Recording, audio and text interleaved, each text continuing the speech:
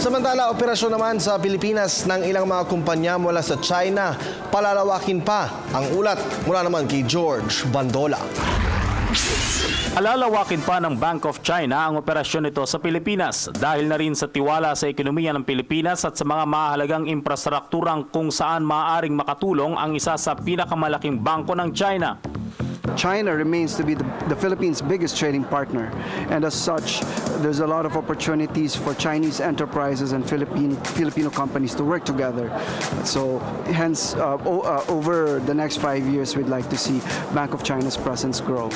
Tiniyak ni De La Cruz na nakahanda na ang bangko para suportahan ang mga pangangailangang pinansyal ng mga malalaking proyekto, lalo na sa mga papasok sa public-private partnership projects mula sa paumuhunan sa renewable energy, road networks, tourism development.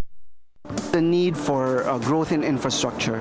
So, given the bottlenecks in that sector, we are helping the large conglomerates to actually find technology partners as well as investors to work with them to build up the infrastructure and take out the bottlenecks in our country.